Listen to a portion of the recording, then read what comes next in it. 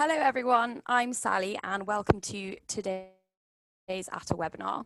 Today I'm joined by Alex Walters, who is in charge of marketing and sales for Great Plains Conservation, and he will be speaking to you all today about the camps that they have in Botswana. Just before we begin, I'd like to remind anyone that hasn't attended before that if you'd like to ask any questions, please type those into the Q&A box which is on your screen, and those will be fielded to Alex at the end of the webinar. You will also be sent a recording of the webinar afterwards, so if you do miss anything, you can revert back to that and have a look. And I will include Alex's email address on that too if you have any further questions at the end. So without further ado, Alex, over to you. Thank you, Sally, and thank you all for joining this Great Plains Botswana webinar. So just to remind you where we have our camps and lodges in Kenya, Zimbabwe and Botswana. Great Plains Conservation is a conservation tourism company. All the profit that we make from our camps and lodges in these three countries is reinvested into expanding habitat elsewhere within Africa or within the same countries. For example, in Zimbabwe, we've taken a former hunting reserve and turned that into photographic tourism, the same model that we did in Botswana with the Selinda Reserve. That's just one example of how we use the profit from the commercial side, which is our camps and lodges, into expanding habitat for protection for wildlife. Our camps and lodges are sort of on two kind of levels.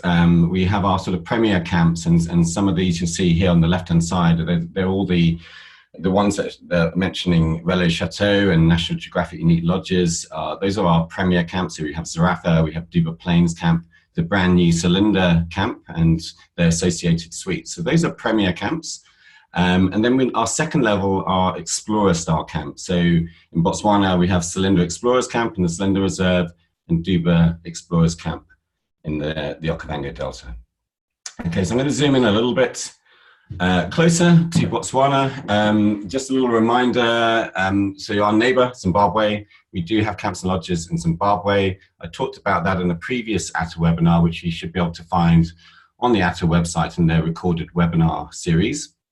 But I'm putting that in there as a reminder because it is a part of a classic Botswana itinerary, starting in the Victoria Falls region where we have Impala Jenna Camp, coming in either through Kasane and then on into the Selinda Reserve and the Duba Plains Concession in the northern part of the Okavango Delta. So the main access points into Botswana are Maun, which you can get to from either Cape Town, which is about just over 2-hour flight, or about an 1.5-hour flight from Johannesburg. And then Kasane in the north, and also Victoria Falls and Livingstone coming in through the Kasane area into the northern part of Botswana. I'm going to talk about this. This webinar is going to be structured in a sort of an east to west movement. So I'm going to start with the Selinda Reserve over here, and I'll move westwards into the Okavango Delta at the end. I'll talk to you also about some of our Great Plains Foundation activities that we do in Botswana. But to start with, I will actually start with those now, actually. So Rhinos Without Borders is an initiative that Great Plains, in conjunction with And Beyond, have collaborated on to move 100 rhinos from South Africa, where they're being poached every 7 hours or so, to the relative safety of Botswana. So far, we've moved 87 rhinos out of our target 100. We've had 23 babies. This year, because it's a drought here in Botswana, we have put that project on hold. It's not really ideal to move rhinos into stressed environments. So it is on hold, but it's ongoing. The monitoring's ongoing, and it's been a very, very successful project. Now that's a sort of a big ticket conservation story that we have. But some of the smaller conservation stories and community projects that we do in Botswana include things like the Solar Lantern Project, where for just $35, guests at any of our camps can buy a solar lantern. And these are then distributed to villages where light is needed. And lights can be used for kids to study in the evenings to better themselves, and for obviously for families to use light after it gets dark. So that's a project that we are very involved with, and we have a community liaison program and liaison officer that identifies these villages and works with these communities, mostly in the sort of Okavango Panhandle area. Those same communities, every year we have student conservation camps. So we close, for example, Selinda Explorers Camp for 2 weeks, and kids from those communities are coming in to sometimes see some of the wildlife that perhaps you and I or safari goers take for granted.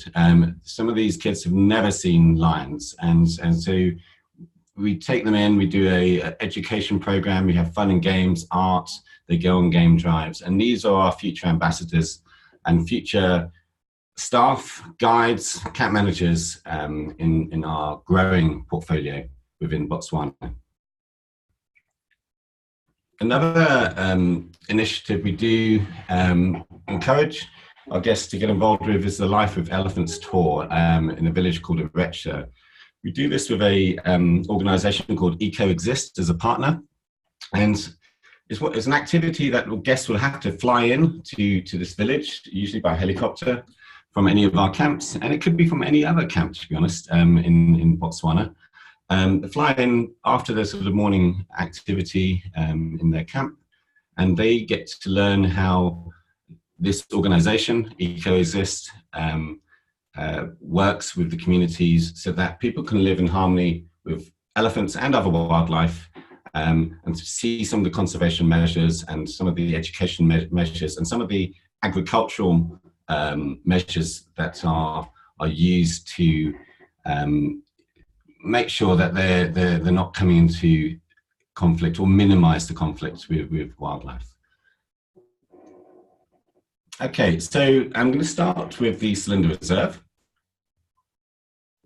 The Selinda Reserve is this sort of area here. So it's a huge private reserve of around about 160,000 hectares. We have 3 camps in the east, the brand new Selinda camp, on the Selinda Spillway, which runs through from the Linyanti swamps backwards towards the Okavango, and also from the Okavango eastwards towards the Linyanti swamps, which is this area here. The reserve is really important, especially in the dry season, because of this river line here, because you have 2 major river systems, the Okvango Linyanti river system to the east and the Okavango river system to the west. Running through the middle of it, you have this Selinda Spillway, and that attracts wildlife movements between the river systems. To the north and south of the Selinda Spillway, you have large expanses of Mopani woodlands. So wildlife will naturally follow this line between the 2 river systems. So in the dry season, we'll have the highest concentration of elephants anywhere in Africa. We have the largest population of buffalo in Botswana, and it's a great wild dog, lion, leopard hotspots, as well as some more unusual antelopes like rowan and sable antelopes. Okay, so I'm going to go into Selinda Camp first, in the eastern part. Okay, so this opened last month, and it was an old camp of ours. It's before had 10 tents. We now reduced this down to just 3 tents with a 2-bedroom Selinda suite next to it. Upgraded it to a premier level camp.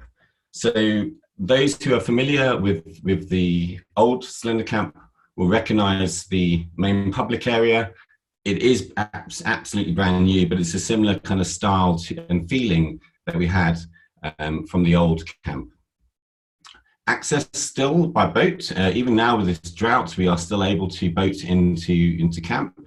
That may change. Waters are dropping down in this eastern part of the Selinda Spillway and also the Linyanti Marshes. So we are still able to boat in at the moment, but possibly next month we may have to stop that as the waters get too shallow. The other way, so you'd arrive by boat into this jetty and then go into this main mess area. The main public area is here, and then we have 3 1-bedroom suites dotted around this island to the right of it, and we have the 2-bedroom Selinda suite to the left of it.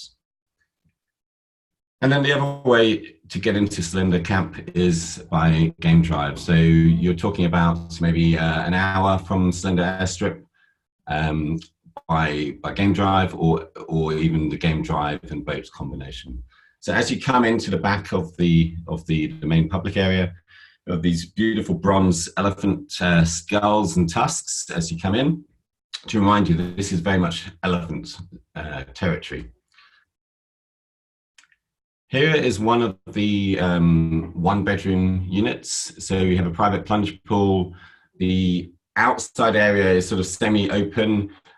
So the outside area is almost, well, maybe 50% bigger than the inside areas. So it's very much an inside-outside feeling, under thatch with canvas sides. As you're coming in through these lovely sort of Zanzibar doors, you're coming into your bedroom. The bed is deliberately further forward in the room, so that when you wake up in the morning, you are literally elevated, looking out onto the floodplains of the Selinda Spillway, hopefully seeing hippos and elephants around. As you go through the bedroom, you come in through the bathroom with a nice copper bath and inside shower. Each of the suites will have a private set of Canon professional cameras. We have Canon 5D Mark IVs with 100 to 400 millimeter lenses and wide angle lenses. We have Leica binoculars as well in each room. And that's the same with all of our premium camps, whether they're Leica binoculars or Swarovski binoculars. That is a feature of all of our premium camps. In the main public area also of the Selinda camp, we have an interactive chef's kitchen. We have a library, a wine cellar. We have a massage and mini spa as well. And then coming along, just a few minutes walk, is the Selinda Suite. This is a 2-bedroom tented villa. Comes with a private guide, private vehicle, and dedicated staff to your villa. So you have the central main area here, and then a bedroom and bathroom on either side. Okay, so that's in the Selinda camp. Moving over, just sort of maybe an hour and a half game drive around the Zabadliancha Lagoon to Zarafa camp, which is located directly south from Selinda camp itself. This is the Relish Chateau and National Geographic Unique Lodges member property, just for tents and a 2-bedroom Zarafa Dhow suite. So the Selinda Suite, the Zarafa Dhow Suite, and also when we go to Duba Plains, we have the Duba Plains Suite. We have a circuit of tented villas for maybe 2 couples or a family of 5 traveling together. So here's one of the tents at Zarafa. So we use a lot of reclaimed wood, so reclaimed railway sleepers. The furniture inside the suites here in Zarafa were made from reclaimed wood from the Boxing Day tsunami in Indonesia. We have a private plunge pool, we have private elephants, we have the Canon cameras, and here we have Swarovski binoculars in each room. We have loos with views, we have outside showers that spray from the sides as well as from above, as well as inside showers and a nice copper bath. We do like to employ the locals as much as possible. So this is our Ellie waiter, which will serve you over breakfast.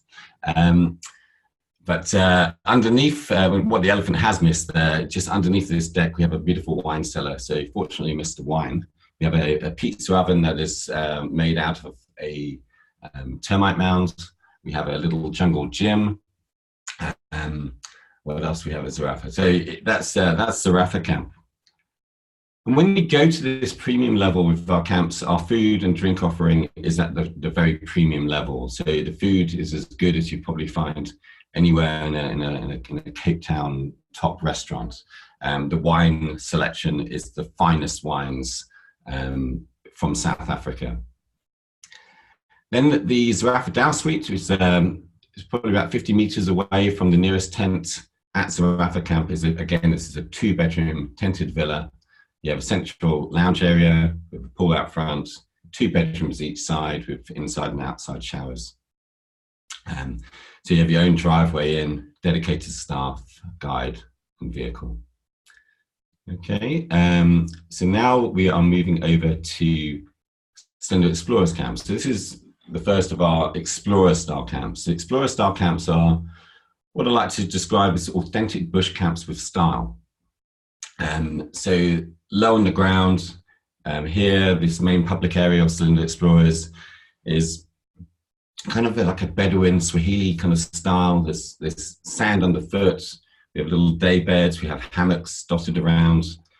And one of the just 3 one-bedroom units like this with an outside shower, an outside toilet, which are ensuite but sort of semi-open, with the old kind of campaign style furniture from the days of the early explorers.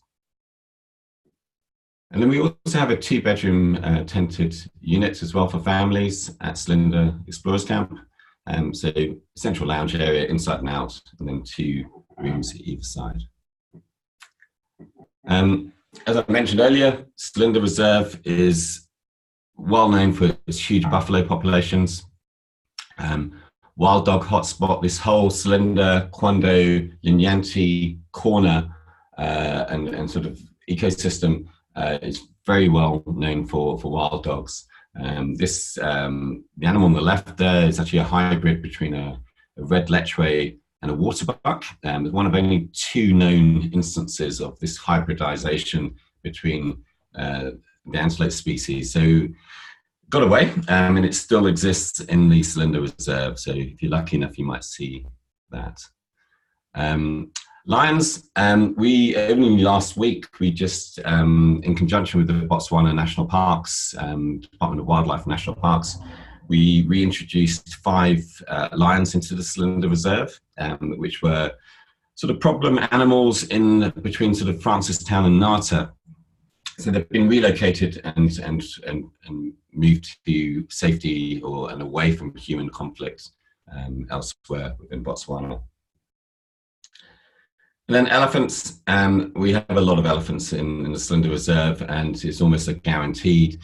And certainly in that dry season, we're getting huge concentrations as there's very little water elsewhere. And this year, with this drought year that we're experiencing in Botswana, this concentration of elephants and other animals around water has gone way earlier than previous seasons. So even in April, we were kind of getting experiences that you would normally find in the latter half of the dry season, like you would have in August, September. The dry season is really sort of April through to end of October, and then you're getting into the wetter summer months from November through to sort of March is typically characterized by thunderstorms, but plenty of sunshine. And that wetter period of the year is actually, I think, the most beautiful time to go. You have a lot of color in the landscape. You don't have so much dust in the air. So for photographers, it's a great time. You have a lot of newborn babies, a lot of birds moving in, migrant birds moving into northern Botswana. So each season has their pros and cons, mostly pros. Okay, so we've moved along the Selinda Spillway. We're going to have next year a brand new camp called Selinda Pioneers Camp. So that'll be in the right in the western side of the Selinda Reserve over here. And that will be another explorer style camp. So we'll have 2 premier camps, Selinda Camp and Zarafa in the eastern side of the reserve. We have Selinda Explorers Camp and then Selinda Pioneers Camp. So we're looking at probably sort of middle of next year for Selinda Pioneers Camp to come online. And we'll keep you up to date on how that develops. Now we're moving over to the Duba Plains Concession in the northern part of the Okavango Delta. Now, as the Okavango Delta floods, and it typically starts to flood from sort of April through to sort of maybe peaking a couple of 2 months later. So sort of in the Duba Plains Concession, we're getting sort of peak flood around sort of end of June. And it'll take probably another month for peak flood to head towards the mound direction. So because we're in this northern part of the Okavango Delta, as the Okavango hits this Gumari fault line here, and it starts to just fan out and disperse into the Kalahari. And the finest deposits or sediments are deposited in this northern area of the northern sort of Duba Plains area and the northern part of Chiefs Island. So those areas have reliably throughout the seasons, whether it's dry season or wet season, the highest concentration of animals, because the soil is so fertile, the grasses are so nutritious, the wildlife generally tends to stay year-round in the same sort of concentrations. So we have two camps, Duba Plains and Duba Explorers Camp within the private Duba Reserve. And this is the community reserve with the Okavango Community Trust as the leaseholders. So we lease it off the community there. Okay, we are going to have two new products in this Okavango region. So next year, well, in fact, we've already bought it, is Pipiri Islands, not to be confused with a hot sauce from Nando's. It's an island that is in the inner delta. It's going to be a kind of explorer level. From what I've been described, the style of the camp is going to be sort of tree houses mixed with the traditional conical fishing baskets that you would find that the Baye river bushmen would use. So it's going to be a very interesting architecture, and we'll have some more plans of that when we have them. Again, we're looking at probably sort of middle of next year as well for Pipiri Islands to open. Our third new product for next year is called the Baye, and this is going to be a 2-bedroom liverboard boat. It's sort of like a Noah's Ark with it's going to be a wooden boat, solar powered. We have a dedicated team on board who will live on board with the 2 bedrooms. And that will cruise, very much a premier product. So it's designed to be combined with something like the Duba Plains suite or the Zarafa suite or the Selinda suite. So it'll be exclusive use.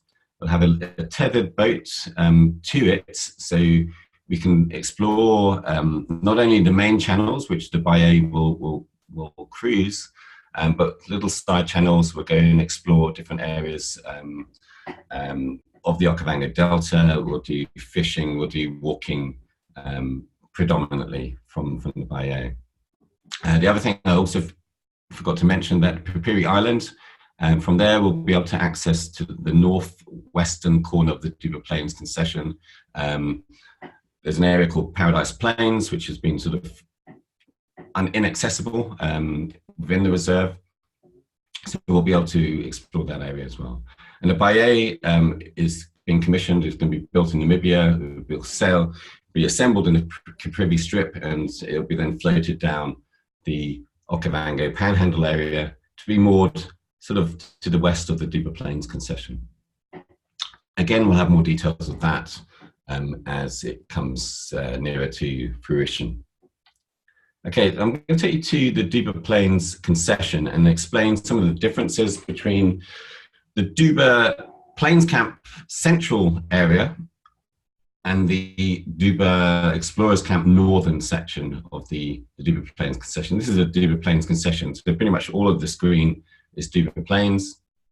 The central part, where Duba Plains Camp, is where Derek and Beverly Joubert has made many of their films, like The Last Lions or Eternal Enemies, Relentless Enemies. So that is where they have made a lot of their films. That's the area that most people have known Duba to be for all these 20 or so years. It's an area which is very, very different to this northern area. Here, and you'll see with some of the images that come up shortly, it's generally it's classic Okavango scenery. There's very few trees, lots of grasslands, and lots of channels.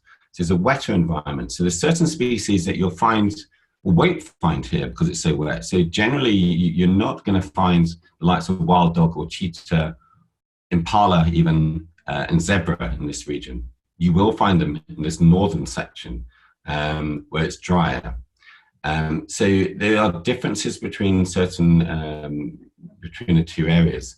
This northern section here is classically semi-open savanna woodlands mixed with watery channels where Duba Explorers Camp is located. And you cannot go across from one side to the other. There is a deep channel between. So if people are choosing, for example, Duba Explorers Camp over Duba Plains Camp because it's cheaper, they must know that actually it isn't that area. They can't access that area, but they have this fantastic, diverse wildlife experience over here. Not only a diverse wildlife experience, but also diverse activity experience. Here at Duba Explorers Camp, because the environment is just right, we can do makoros. Even now with this dry drought period, we've got makoro there, we've got canoeing there.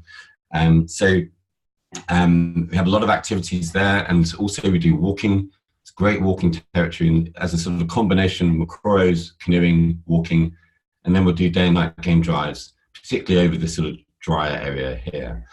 Access to the northern section is at Vumbura Airstrip, which is just off to the right, is our neighbouring concession. And essentially, what you have in the northern part of the Duba concession is an extension of the Bombara Plains into northern Duba. So access just over an hour game drive from Bombara Airstrip into Duba Explorers Camp. For Duba Plains Camp, we access the Duba Plains Airstrip, or OMDOP, and that is very close. It's only a 5-minute drive to the camp. Okay, so let's just show you both of these areas. Duba Explorers is an explorer-style camp with just 5 tents on the Okavango Delta. Here we can do makoros and we do canoeing, as I mentioned, and this is the location that we have. It's a very beautiful location. It's basically surrounded, it's an island surrounded by water, and the water is pretty reliable. The water is actually pushing up here at the moment, but it's likely to, we don't think it's going to be a particularly good flood year at all. But at the moment, it's good enough to makoro and canoe, but it's too low for boating here. Okay, so this is the main public area. We have a curio shop, outside fire area, inside and outside dining, and then one of the 5 tents. So we have to the left, we'll have a shower tent. To the right, we have a toilet tent. This, like all of our camps, are solar powered. A nice veranda out the front. And then here, the focus, as I mentioned, is also walking as well. So there's a great walking territory. And that is, this image, if you fix this image into your head for the northern Duba Plains concession, this is this typical scenery that you're finding, a semi-open woodlands, and very, very different from that central Duba Plains area where Duba Plains Camp is, which I'll show you very shortly.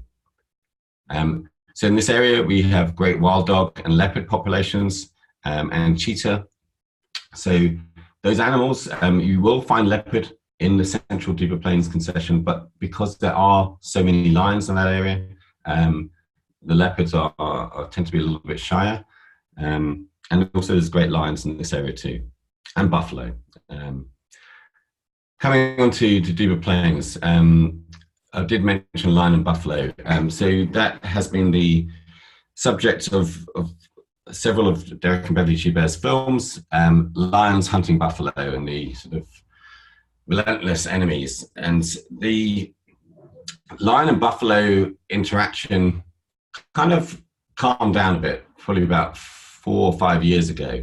But we still, to this date, still getting people saying, we want to see this lion and buffalo interaction at Duba Plains. Now, it does happen still, but the majority of the prey for lions now is red lechwe, kudu, warthogs.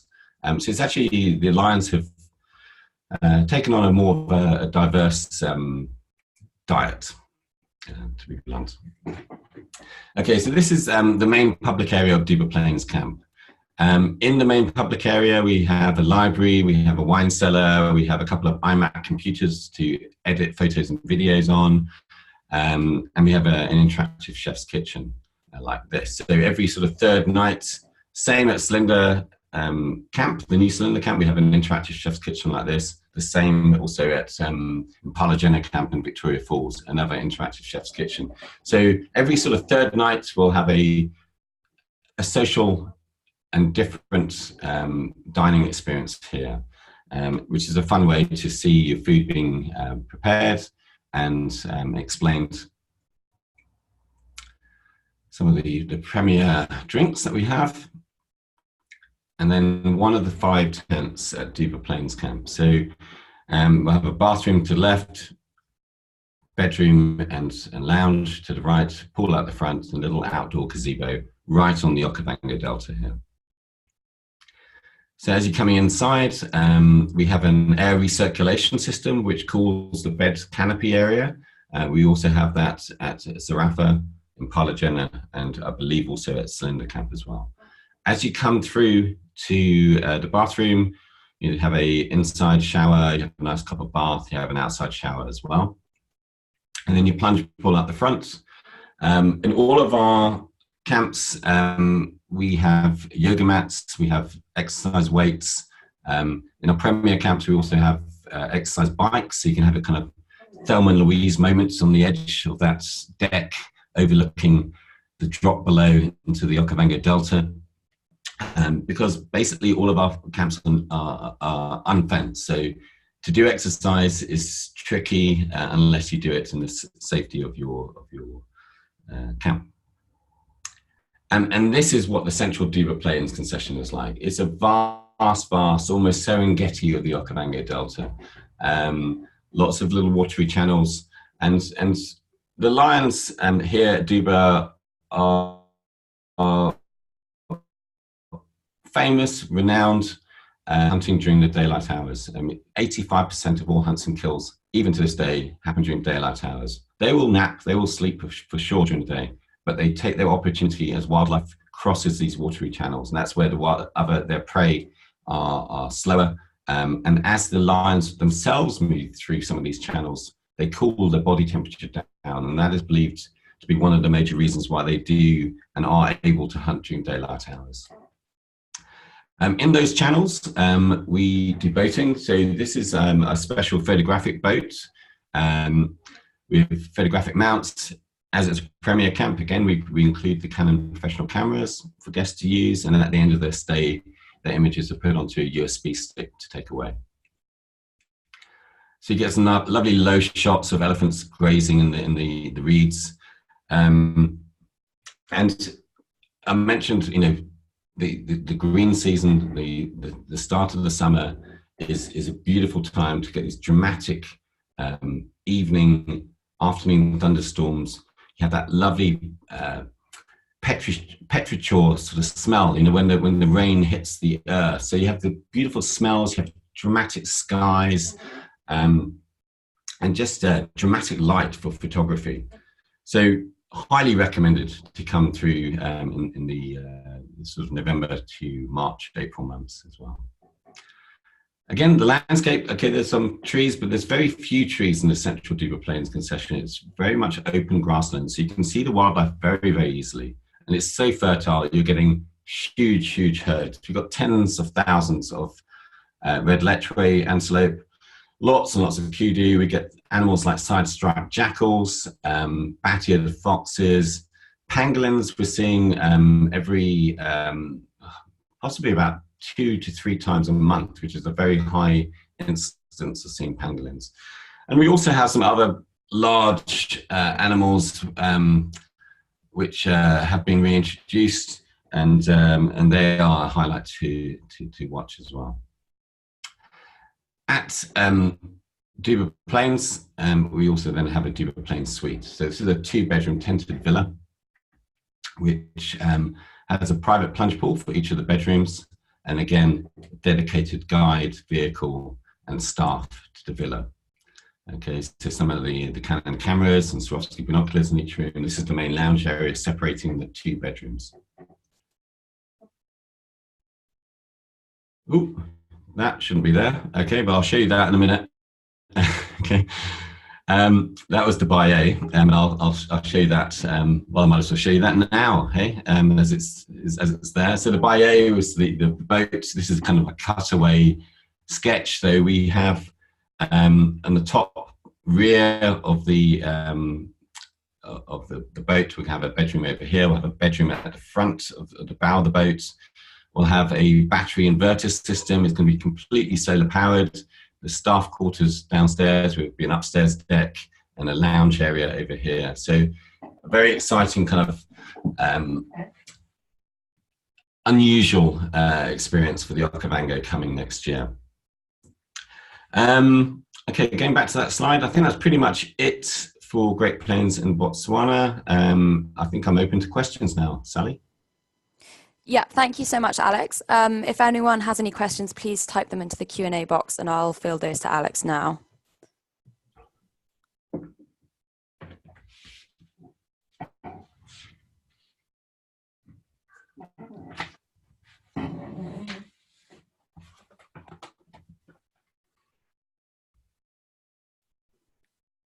We'll just give it some time. I'm sure they will come through.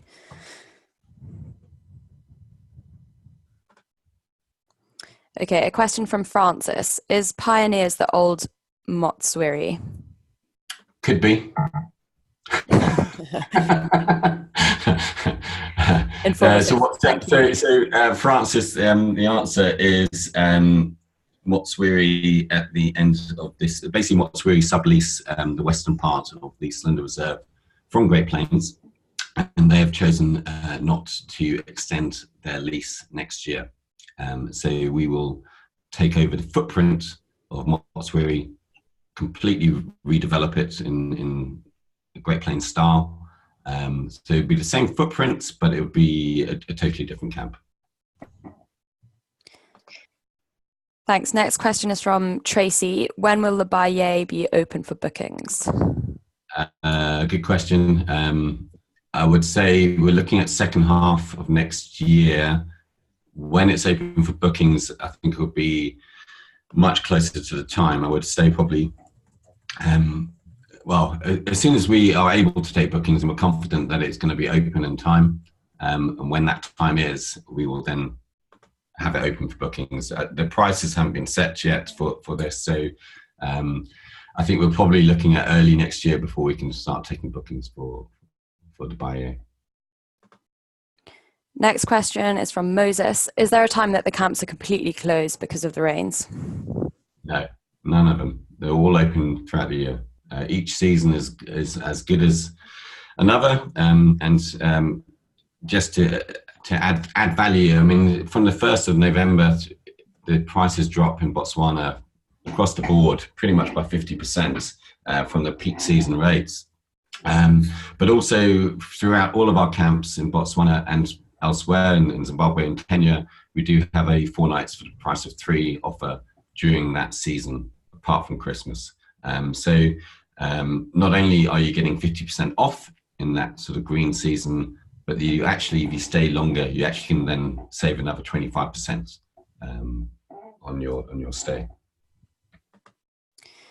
Okay, Carol is asking what the price is for the Life with Elephants Village experience. Okay, I've got that here somewhere. Okay, so it does involve a helicopter, so it's cheaper to come to, so basically Erecha Village is just to the north of the Duba Plains Concession. I don't know whether you can see my mouse, just north of the Selinda spillway as you're coming into the Okavango Panhandle area. So it's much closer from the Duba Plains or Duba Explorers than it will be from the Selinda Reserve. So it's priced accordingly depending on the distance of the helicopter. But you're looking at $520 per person from the Duba Plains Concession, or $815 from the Selinda Reserve. Okay, a question from Tana. Will you be offering riding at Pioneers and / Old Motswiri? I'm assuming riding safaris on horses. The reason of that question is that they offer it now at Motswiri as part of their Raw Botswana brand. I don't know is the answer, whether we're going to keep the horses there or not. So sorry, I don't know. Okay, question from Bill. What did you say was the best season slash time to visit and see the wild dogs? They're year round, so they don't really disperse. There is a denning season typically each year. It tends to be sort of the earlier half of the dry season. So you're probably typically looking at around sort of. It can actually vary. Actually, I mean, any time between sort of May, June is when they start to den, through to even October. So that means, when they den, we kind of vaguely know where they are, because they're obviously coming back to and from their den. So generally during the drier season, we have a sort of higher chance of seeing them because we kind of know where they are. But that said, when they are denning and they're in the den, we don't disturb them at all. So it actually, even for, I think it's the first month after they've given birth, is when we then can go in and have a look at a respectful distance. But the wild dogs are there throughout the year, and they're running through, whether it's the Selinda Reserve or that northern part of Duba Plains, year round. So it's not a particular distinct season for wild dogs. Next question is from David, who says that there's been some indication from clients that pricing in Botswana is pretty high at the moment and has gone a little overboard. What is the proposed pricing strategy and rates for next year and your new products? Okay, so our pricing of our camps are reflective of several things. One is the cost of operating in Botswana and the lease costs. I mean, these are long leases, normally sort of 15, 20-year leases, which are very high costs in order to pay back to the communities and governments. There's very high taxation. You have to fly everything in and out of our camps. You can't drive in and out of our camps. Well, some of our supply vehicles get in, especially in this sort of dry months. But so Botswana, for those reasons, is a higher cost destination and also a lower impact tourism model compared to, say some neighbouring countries. We do have our camps priced on two levels, whether it's the premier camps or the explorer level camps. And our explorer levels are 40 or 50% cheaper than those premier camps, but in the same great wildlife areas. Our pricing strategy for next year is, I think it's very similar prices for 2019, especially in the low and shoulder season months. I think there's no change at all across our board. And I think it's between 5 or 7% increase in the peak season. We don't have any single supplements, also, just to mention, throughout our camps, throughout our portfolio, outside of peak season. A question from Sabine: when will the Baye be open for bookings? I think I just answered that, didn't I? I think yeah, that was the same question, but it is as soon as we're confident of it being open and ready in time is when we start taking bookings, and I would imagine that'll be sometime next year, early next year. Another question from David: what's the ideal family-friendly program for your camps and the youngest age of children allowed? It's okay. So basically, our camps, for most of our camps, would take children from the age of 6. There are some wilder camps like Selinda Explorers Camp, where the minimum age, I think, is around. No, it's also 6 as well. So we reduced it actually, so because we have that family unit there. So we have generally 6 is the lowest. We can take kids on game drive vehicles from the age of 6. We don't insist on a private vehicle for families.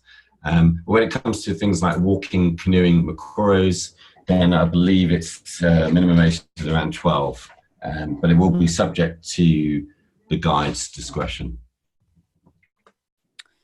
A question from Chris. I think he perhaps missed the beginning of the webinar about the rhinos. Are there rhino in either concession?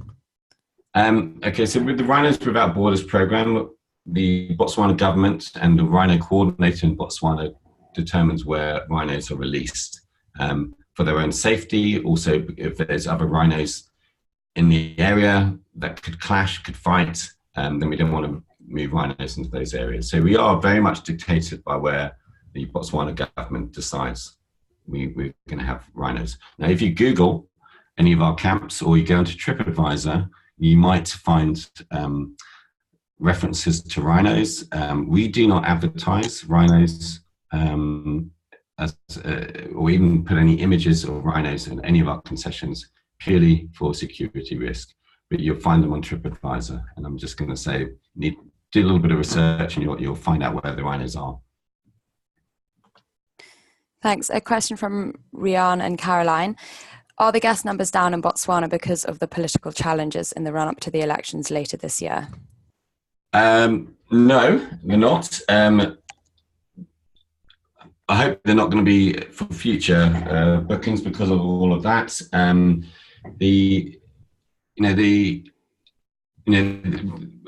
lot of our bookings are coming like a year in advance. So for this 2019 season, we're seeing very good booking numbers, very comparable to previous years. So it remains to be seen whether that any sort of political fallout, whether it's from the well-publicized sort of the reintroduction of hunting of elephants in Botswana has an effect. It shouldn't. There's been calls for people to boycott tourism to Botswana, and that, for various reasons, is the wrong thing to do. You have communities dependent on photographic tourism. You have conservation areas dependent on photographic tourism. Now, if you start staying away because you disagree with a government policy, and let's face it, governments can make their own decisions, and Botswana is not the only country in Africa that has hunting. Zimbabwe next door, elsewhere throughout all the neighboring countries will have hunting, and people are not boycotting those countries. So that's one thing. But if you do start staying away from the likes of Botswana, for example, because you disagree with the government's policy, you're actually playing into sort of the hunter's hands. The Botswana government will be saying, well, hang on, people are leaving because of this decision, and maybe more hunting reserves may spring up. So it's Botswana business as usual. And let's face it, also before, 5 years ago, there was hunting in Botswana as well. Great Plains have made their stance and made our opinions clear of the Botswana white paper earlier on in March when it came out. We're very much opposed to hunting. We're very much opposed to culling. We're very much opposed to any fences through what they what they called non-essential migration routes. We've made our opinion clear, and it's like any sort of government here in the UK, the Brexit, people speak out against Brexit. Well, that's all we've done. We've spoken up. We're still working with the Botswana government. For example, the reintroduction of lions into Selinda last week is in conjunction with the Botswana government and the Department of Wildlife and National Parks. So we're still working very much with the Botswana government, and the government makes decisions on behalf of the people. We may or may not agree with it, but you still have to carry on and work and operate as normal in Botswana.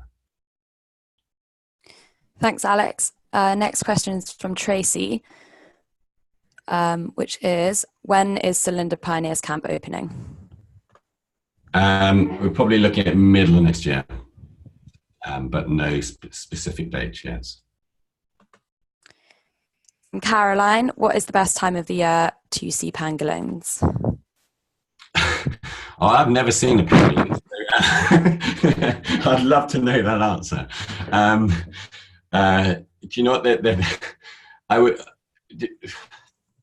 Traditionally, I also used to do marketing years ago for Swalu in South Africa, and to answer the question from perhaps their experience, is that it used to be in the winter months when it was cooler during the daylight hours that you would see the pangolins come out during daytime. Because normally in the hotter summer months, it's only at night that you would see pangolin. So you probably have a higher chance when it's cooler, but also when the grasses have been sort of eaten down or trampled down by bigger animals, so that it just makes viewing easier, but it's completely down to luck. Okay, from Francis, what is the wildlife viewing like from December to April at Selinda Explorers? Great. I mean, every time I go to Selinda Explorers, it is between December and May. In fact, that's the only times I've been there. I've never actually been there myself in the peak season. And huge herds of elephants still around. They still do hang around, even when the Selinda spillway is dry. Underneath the sand, there is water, and there are little kind of elephant wallows where they're digging down to get water into that area. But yes, in the dry season, in the rainy season from November to April, you will tend to see the bigger animals like elephants and buffalo disperse into the Mopani woodlands either side of the Selinda spillway, and because they'll be going to natural water holes and pans. But in terms of predators, certainly leopard in that area is fantastic, as our lion, and we occasionally see cheetah in that area. They've been seen quite recently in both Selinda Explorers and in the Selinda Camp area, and we see great rowan and sable antelope. So there's still a great diversity of wildlife to be seen. Richard is asking if it's okay to combine Pioneers Camp and Duba Explorers, or are they too close for a varied experience? I haven't actually yet been to the Selinda Pioneers Camp part of the concession, so I can't really compare, but I would imagine they'll be very different. Even Duba Explorers and Duba Plains Camp, they're literally 5 minutes apart by helicopter, and we are seeing a good combination between Duba Explorers and Duba Plains, because the landscape, as I mentioned in the presentation, is so different. And it's best to actually combine those two camps by literally a 5-minute helicopter flip, which is actually very affordable, rather than going from Duba Explorers to Vumba Airstrip, to fly from Vumba Airstrip to Duba Plains. It's actually, that's taking an hour and a half as opposed to a 5-minute helicopter flip. And even within the Selinda Reserve, Selinda Explorers Camp, which is this more like an authentic bush camp, and it feels like a bush camp because you've got this Mopani woodland all around you, makes a great combination with the likes of Zarafa or Selinda Camp, because here they're much more open landscape. It's just a great combination. And actually, quite often we get people who go to, for example, or they say to their travel agent, would love to stay at Zarafa Camp. It's beautiful. And then when the agent presents the price to the client, they say, "Ooh, we love it, but we don't love it that much." But one way you can actually bring the price down is combining an Explorers Camp for, say, 2 nights or so with Zarafa, and the average nightly rate is somewhere in between those 2 camps, and you could almost certainly combine Selinda Pioneers when it opens in the same way with Selinda Camp or Zarafa as sort of premier and explorer style camps. The distance from, say, Zarafa Camp to Selinda Explorers Camp is 2.5-hour game drive. From Selinda Camp to Selinda Explorers Camp is an 1.5-hour game drive. For Selinda Pioneers Camp, we'll fly into Motswiri Airstrip, so it'll be a flight between the 2 areas. But to answer your question, Francis, directly, I don't know. Long-winded answer.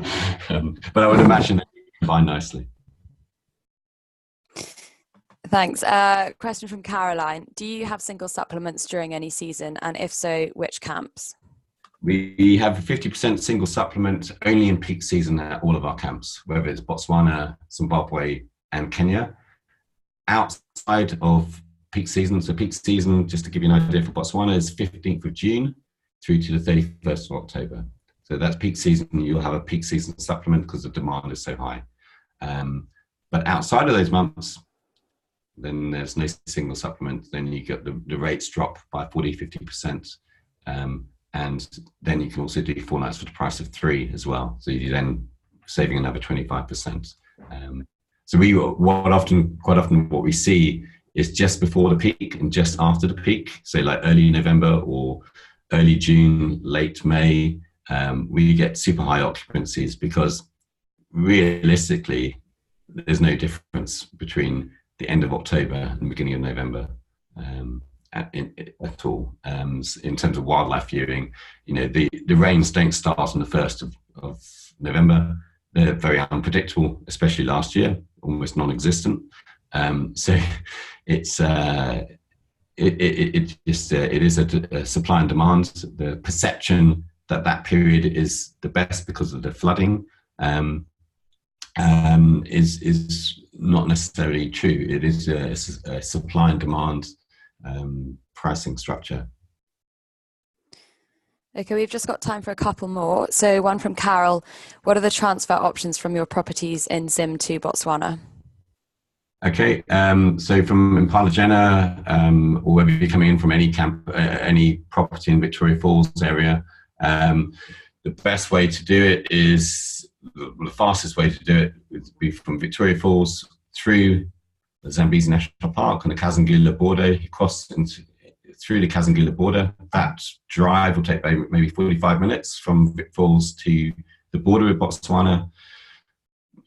Going through is pretty easy, especially going that direction from Victoria Falls into Botswana, especially if you've got a CASA visa. If you get a CASA visa when you land in Victoria Falls or Livingstone, you already got your visa and your passport, which will cover both Botswana, Zimbabwe, Zambia as well. So, and then, it's literally is 10 minutes from the border to Kasane Airport.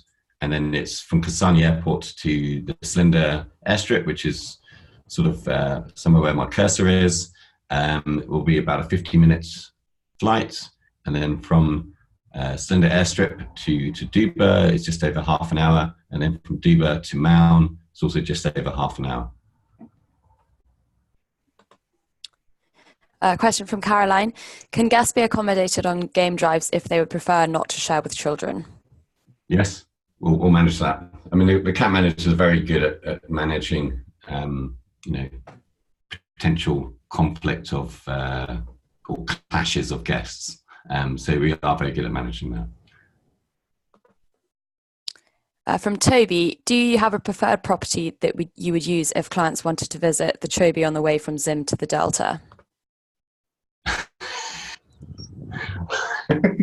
Nice one, Toby. Well, it's obviously Chobe Pangolin Lodge. Okay, the final question from Nishma. What's the best way to combine a 5-night itinerary? Well, a 5-night itinerary. Normally I'd recommend 3 nights and 3 nights, but it really, to be honest, most of the time it's going to be dependent on what's available. And you work around what's available to spin your story in order to sell it to your clients. So it could be 2 nights Selinda Reserve, 3 nights Duba, or vice versa. It really, but I would certainly recommend those 2 concessions as a contrast in a 5-night. And if they only got 5 nights, do the two concessions as a contrast. But it will depend on budgets and what's available, I think, mostly. Okay, fantastic. That's all the questions we have for now. If anyone has any further questions, please feel free to email Alex. His email address is on the screen now, and it will be shared with you in the email, which is sent out to everyone afterwards later today or tomorrow morning. That will have a recording of the webinar so you can revisit it later. Otherwise, thank you so much for attending, and we hope to see you at the next webinar. And thank you so much, Alex. Thank you very much.